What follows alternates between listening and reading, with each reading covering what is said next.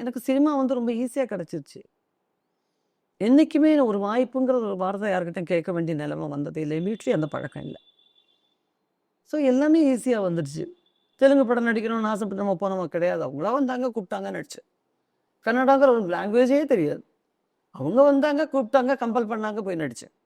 இப்போவும் பெங்காலிலேருந்து கூப்பிட்றாங்க, ஒரியாலேருந்து கூப்பிட்றாங்க, போய் நடிக்கிறதுக்கு அச்சமாக இருக்குது. ஏன்னா அந்த வயசில் நம்ம வந்து என்ன தப்பு தப்பாக பேசி நடிச்சிட்டோம். இப்போ ஏதோ அச்சமாக இருக்கு. தப்பாக பேசினா பக்கத்தில் இருக்கிற சிரிச்சிடுவாங்களே, ஏன்னா 700 படம் நடிச்சாச்சு, இங்கே வந்து தப்பு தப்பாக பேசுதுன்னு சொல்லிடுவாங்களோ. ஸோ அதெல்லாம் அந்த மாதிரி விஷயங்கள்லாம் மனசில் வந்துடுச்சு. பட் சொல்கிறேன், வாய்ப்புகள் வந்துட்டே தான் இருக்கு. என் கூட வந்த எத்தனையோ ஆர்டிஸ்ட்டுங்களை விட நான் பிஸியாக தான் இருந்துக்கிட்டு இருக்கேன்.